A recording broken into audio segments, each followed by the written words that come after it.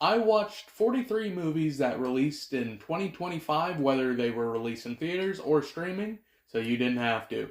Now, here's my definitive top 10 list. Coming in at number 10 is Bugonia. I had no idea what to expect from this. I had the brief knowledge that it was based in conspiracy theories, but that's it. And honestly, I loved this movie a lot. The plot follows Emma Stone's character, who's like this girl boss CEO who runs like a big company that's been like poisoning the world, like as all corporations do. Um, anyway, she eventually becomes the target of Jesse Plemons' character and gets kidnapped, and then there's like a whole plot line around Jesse Plemons thinking that Emma's character is an alien from Andromeda. Now, I thought this was a cool premise on its own, and yeah, I think what really blew me away was the attention to detail in the set design as well as the costume design. The first thing you'll notice about these characters is for Jesse Plemons, he is completely unwashed. You can see the dirt, the grease that's built up on him over time because he doesn't believe in like a lot of conspiracies. So like flat Earth and all this, like they're putting stuff in the water so you can't like drink or wash in it, stuff like that. Just like the whole crazy things that like your detached uncle believes in and posts on Facebook all day. And anyway, yeah, no, I noticed that first off, and I was like, oh, that's really neat that they did that.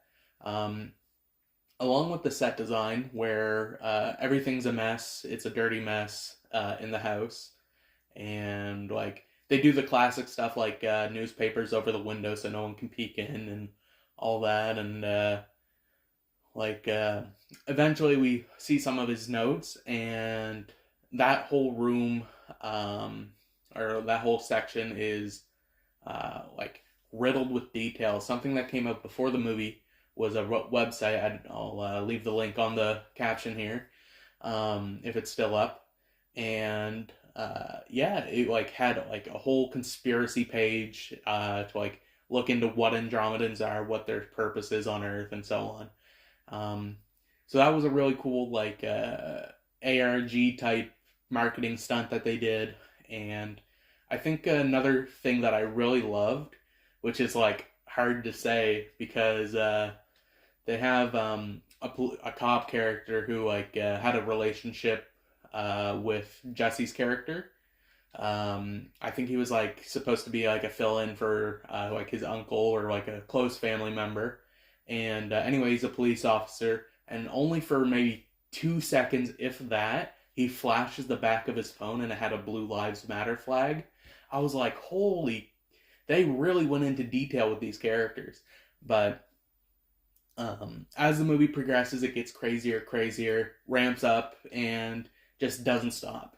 I was really like stunned by the ending, and I was told maybe the day before, like a few days before, that my friend was like left stunned in the theater at the ending, on like like the whole room just went quiet and had to sit there for a moment with the movie, and I thought that was amazing, and I felt that too when I seen it a few days later. So number 10, Bugonia. Number 9 on my list is Weapons. I heard a lot of praise about this movie before it came out, and I was very excited to see it. It follows Julia Gardner's character, who's a teacher, and all her students except for one go missing. And the whole town starts like thinking she's a witch, and do a witch hunt on her. And what I wasn't expecting at all was this movie is told in 6 different perspectives. So you have Julia Gardner, you have Josh Brolin, who's the parent of one of the kids who went missing. There's a cop, there's a crackhead, there's like the principal, and there's maybe 1 or 2 more. And yeah, anyway, it just keeps retelling the day from other people's perspectives as it slowly fills in the details, so you as the audience can uh, discover and solve this mystery of where all these kids went. Um, I thought Josh Brolin's performance in this was spectacular.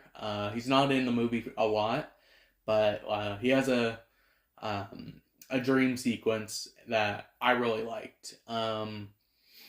As well as I think the villain of the story, I won't spoil who it is. I thought they were really creative too, and I thought that was really cool. Weapons, number 9, really recommend this one. Coming in at number 8 is Sorry Baby. I did not know what to expect of this movie. I heard it was soul-crushing, heartbreaking, and so on. And it's a really heavy movie. If you're looking for something like... I don't even know how to like put it into words. I guess soul-crushing.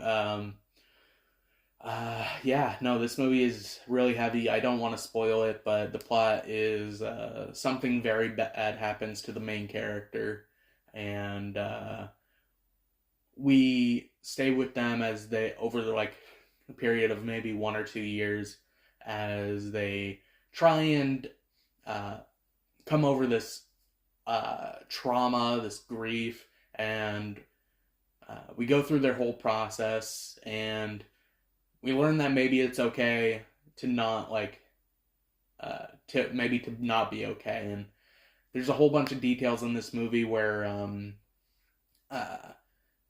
you can tell people get uncomfortable with the subject matter, the characters in the movie, and don't know how to handle it because it's such like a scary thing. But anyway, yeah, this is a very traumatic and heavy movie.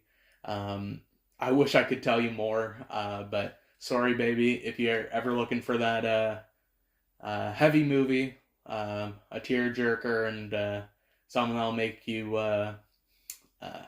hopefully feel a bit better by the end of it, Sorry Baby, number 8. Number 7 is my most anticipated movie of the year, Wake Up Dead Man, A Knives Out Mystery. I missed Glass Onion in theaters. It didn't come to mind, unfortunately. But Wake Up Dead Man did. And oh my gosh, what a great movie to see in the theater. Yeah, no, this one was like a lot different than the first two.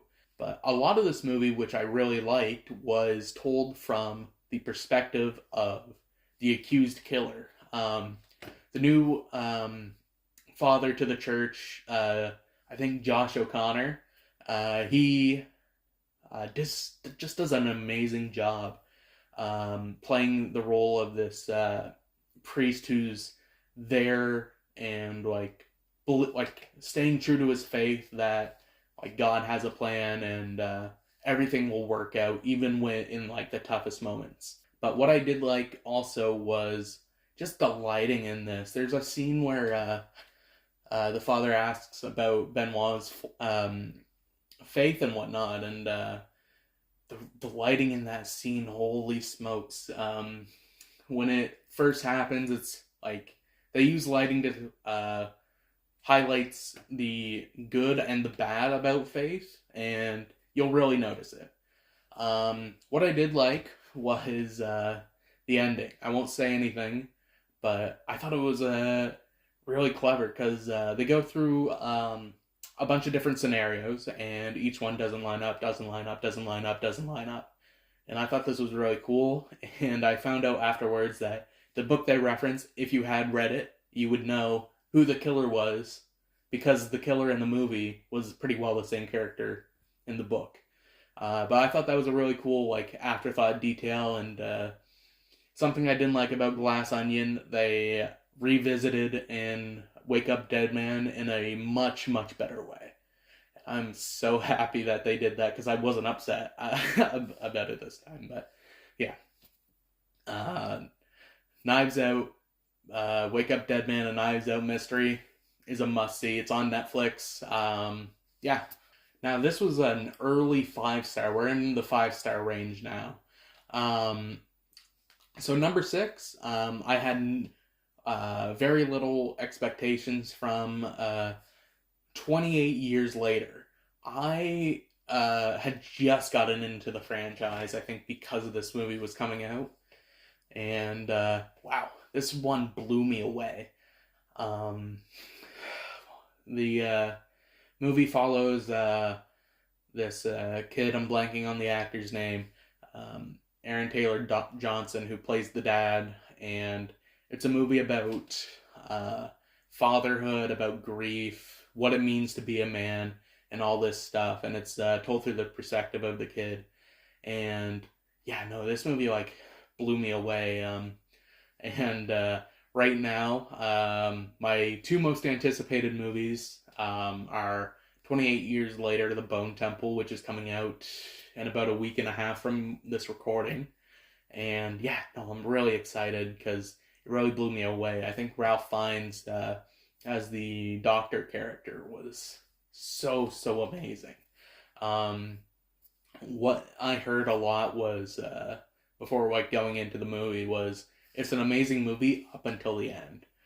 And yeah, the ending of it is takes like a 180 in terms of like theme and uh, mood and everything. But I'm really excited to see what happens because I think that 28 years later, the Bone Temple is continued right after 28 years later ends, which I'm really excited about. Um, but yeah, no, this movie like the marketing was really good. That's what sold me. The usage of camera in this, I know they like recorded a lot of it on iPhone, but there's like some scenes in the dark where everything's just red and like you can't see anything, and it's like an actual like analog horror movie at times. Um, and of course, since it is a zombie movie, there's like a whole like we get to learn a lot more about the world in this movie, which I really liked because they don't really address it in 28 weeks later. And yeah, no, it's really cool what they did. We meet characters from outside the border. Um, we meet characters that have been in like their own civilization and everything. And yeah, no, this movie was just really good. I don't think I'm doing a good job of selling it, but if you ever get the chance, I don't think you need to watch 28 Weeks Later or really even 28 Days. All you really need to know is it's a zombie movie. I do still recommend 28 Days. Weeks, not so much, but it's still there if you want that extra in universe knowledge. But yeah, no, this movie was my first 5 star of the year, and it kicked off a pretty great year for movies, I would say. So number five on my list has already won plenty of like Critics' Choice Awards and everything, and a movie that's a 5 star alone by its soundtrack. This was also my first ever IMAX movie, and before I tell you what it is, I walked into that IMAX theater, and my head kept going up and up and up, and I haven't stopped thinking about it since. But number five is Sinners. Sinners was so surprisingly good. I had no clue what to expect. Um, but yeah, no, it's a movie that's stuck with me since um, about that early midpoint of the year. I think it came out in spring, if I'm remembering right. But yeah, no, this movie has stuck with me and have not been able to stop thinking about it. I actually just rewatched it 2 days ago now. And yeah, I've been listening to the soundtrack all throughout the summer. My Spotify Wrapped was Sabrina Carpenter, a song from Sinners, and then Sabrina, Sabrina, Sabrina, Sabrina. And I thought that was really funny. But yeah, no, this song this movie has so many outstanding performances. Miles, I'm blanking on his last name there, but he plays Preacher Boy, and Preacher Boy, like as a character, is like the music prophet pretty much. And holy smokes, his performance is amazing. I believe he won Best Young Actor at the Critics' Choice Awards or some award like that. And it's very much deserved. It's going to be a lot of people's number one movie this year for sure. I guess the underlying theme is, I don't know if indoctrination is the assimilation. Um, as the movie goes on, I mean, it's minor spoiler. It's a hive mind sort of situation where if you get bit by the vampire, then you share memories and all that. But yeah, no, it's really well, at times spooky, but I mean, it's a horror musical, if you will, and I thought that was like just theme wise as well, really cool to see.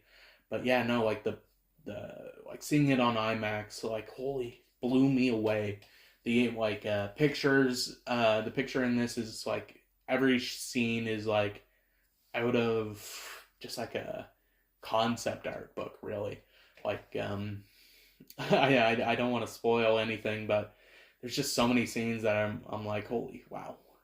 just I can't speak any higher of this movie. Like I said, if you want a great soundtrack, watch Sinners. I believe it might be on Crave or you can find it. Anyway, yeah, Sinners, amazing movie. Check it out. Number four is a movie I didn't hear a lot about until I saw it. I believe it's a Netflix original, Train Dreams. This movie follows a lumberjack character who was like working on the railway and then becomes a lumberjack, I believe. But it's just like, what if you made a documentary about uh, just a guy, back like when they were building the railway across the United States. And this movie is like surprisingly emotional, because you deal with a bunch of issues that you deal with today, like um, they tackle stuff like natural disasters, racism, family issues, and what I really liked about it was the concept of like we take for granted a lot for today is being able to communicate instantly with phones. But what they show in the movie is he'll leave for a few months without any contact with his family because there was no way to contact. And I thought this was really cool because we get to see his family grow, and we as the audience are also missing out on that childhood and everything. And yeah, no, this movie is it gets pretty heavy. A lot of scenes are just beautiful. I'm blanking on his name, but the dad from Shameless, he has a amazing performance as well. Yeah, this movie spectacular. It's on Netflix. Check it out. Um, yeah, it's just amazing. Now, number three on my list is why this video has taken so long for me to push out. Marty Supreme blew me away. Oh my god! I knew that this movie was gonna be good, but wow, wow! I like this is it was 2025's Challengers pretty much.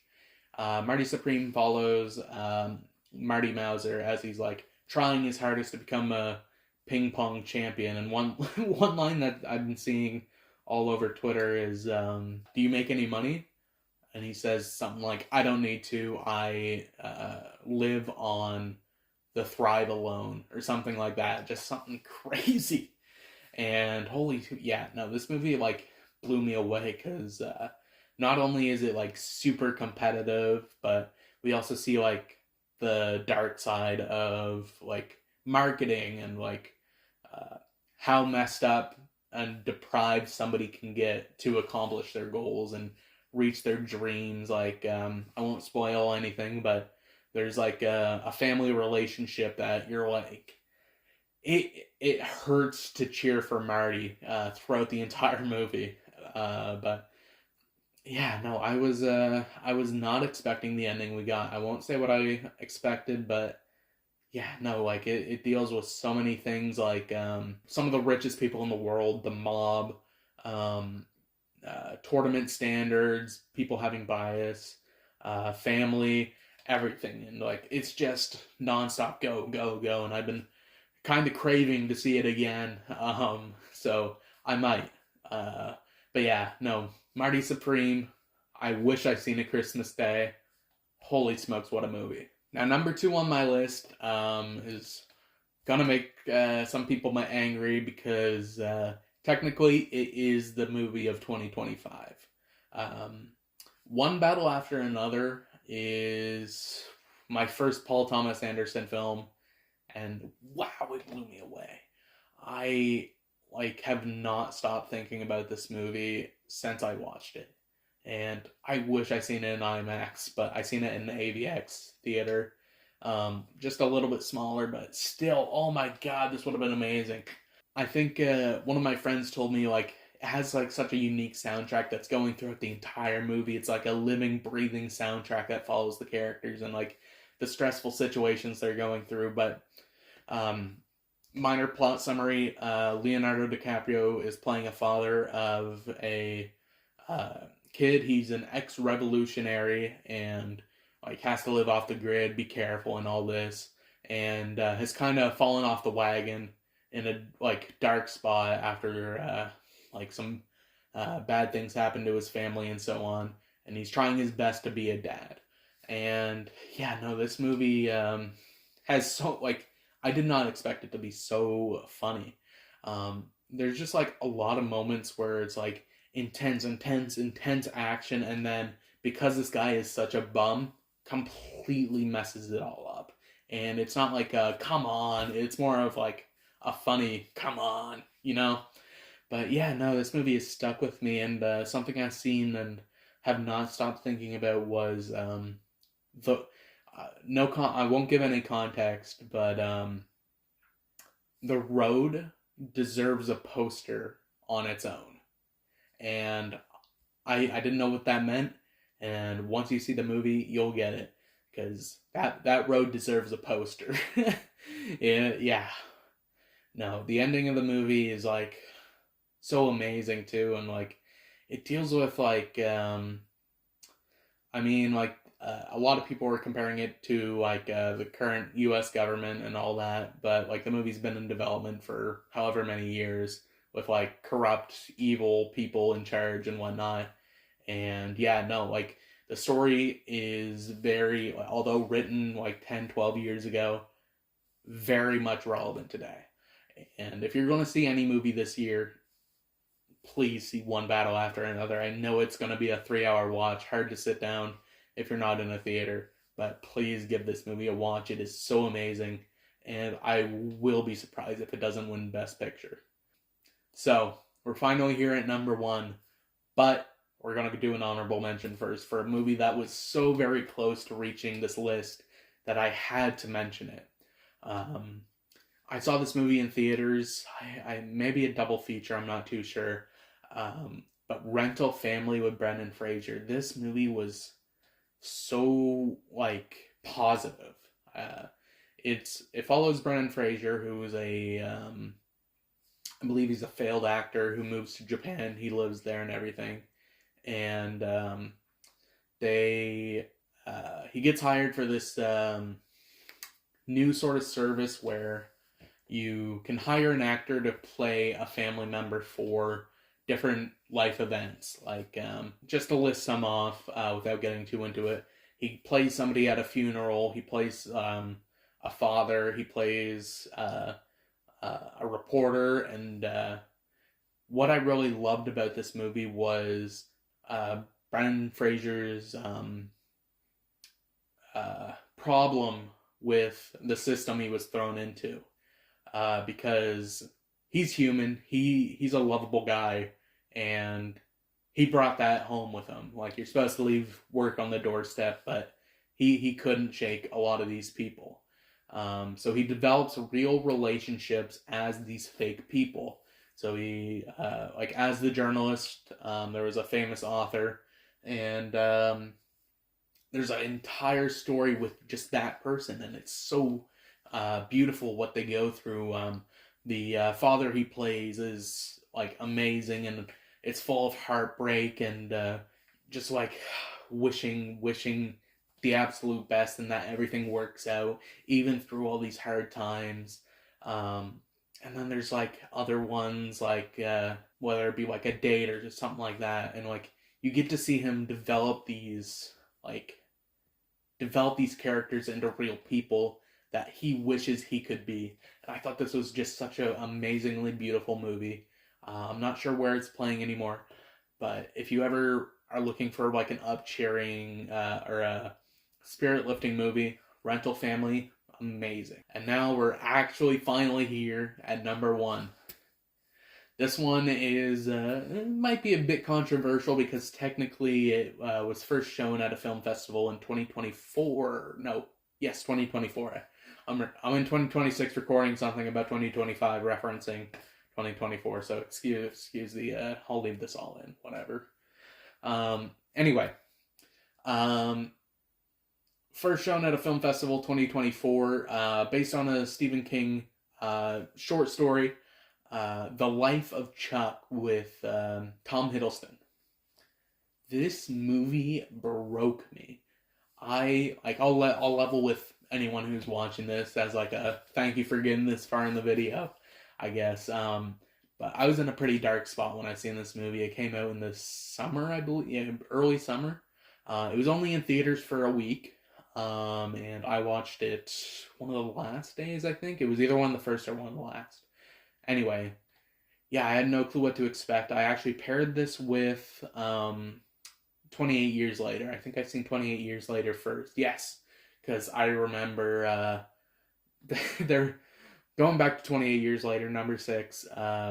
Outside the theater, I went out because there was like a 20-minute gap just to like check on my car and whatnot. And anyway, I seen this group of fellas and that were in the theater as well. I said, yeah, I wasn't expecting that much dong in the movie. But back on track for Life of Chuck. This movie, like, I don't know. I was in a dark spot and I cried the entire way home, and it's like an hour drive. And I was crying even after that, and this movie changed the entire course of my life. And I'm not saying it's going to have that effect on you.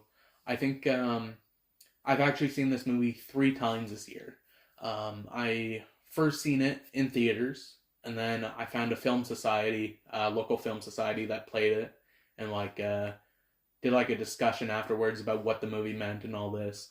And then I watched it once at home. I got it for Christmas, and now I actually own the book it's based off of, which I have yet to read, but I'm very excited.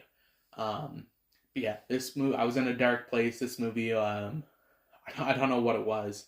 It completely broke me, and whenever people ask me what it's about, I find it very difficult to say anything, but it's about the life of Chuck. When you watch this movie, it might be a bit confusing. I went in with no knowledge, no trailers, no nothing, and yeah, the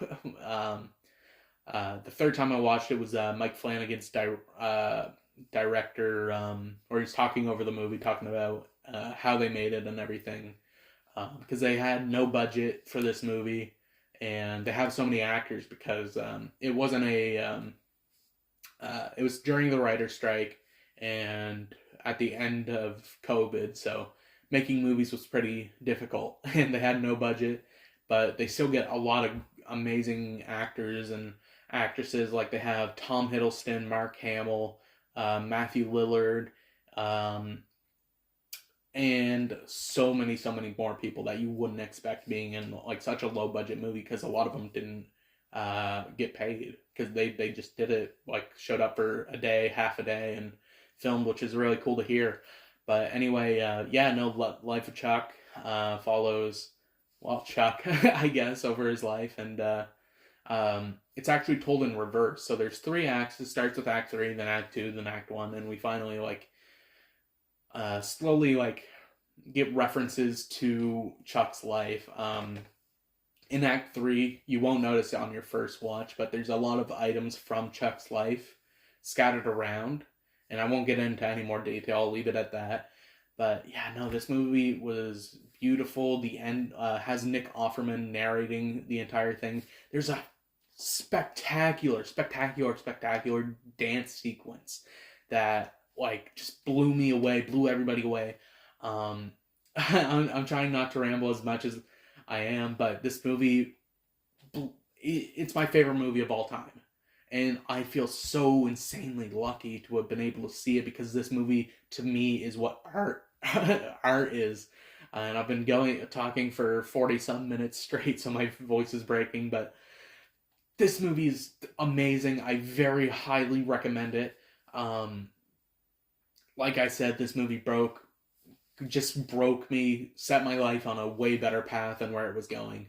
Um, yeah, I maybe one day it was the first test episode of my podcast, The Ride Home with Osbon, and yeah, no, this like I have the audio, so maybe I'll release it one day, but the video didn't work because I was driving home at night, and like maybe one day I'll release that, but it's just me rambling about how beautiful the movie is, and just stunning. And in that, I think I told the story in my like half year roundup, but I'll tell it again because I still think it's so beautiful. After the movie ended, I was just like stunned. And anyway, two kids were sitting behind me, and they said it was a good movie. I just didn't get it. And I was like, oh well, maybe I'm overreacting to this movie, but I really enjoyed it. And then as I was like getting up to walk down the stairs, this older gentleman, he says, "That was the most beautiful movie I've seen in my life." And I felt so validated by that guy's just like off comment to his wife. And what really secured this as such a beautiful piece of like art to me was it very much is a right place, right time movie, because the father of those two kids that like knew it was a good movie but didn't understand what it was about, their father was waiting for them at the door, like holding back tears, gave them a big hug, and I was like, oh my god. But yeah, like I can't go on enough about this movie. It is so amazing, so insane, and it's just beautiful. But yeah, I'll leave it there. Please, if you're like, I know I've said this a lot, if you're gonna watch any movie, Life of Chuck is amazing. So I'll leave it there. I feel like this video might be going on too long, but thank you so much if you've made it this far. Let me know if I missed any of your favorite movies. There were so many that came out that I wish I had a chance to see, like Eternity, No Other Choice, Sentimental Value. Just so many movies I can't even list that I never had a chance to see. But I'm really excited to see in the future. Future Dawson here. The camera died, so I'll just finish up the video next day, I guess. It's been sort of a chaotic time between I just moved, have a new job, and a whole bunch is changing, so I just want to say thank you so much for watching this video. Please, if I missed any movies, leave them in the comments. I really want to see more. I want to hear what you guys have to say, and be sure to follow my Instagram, my letterbox. They'll all be in the description to keep up to date with what I'm up to. And as always, subscribe.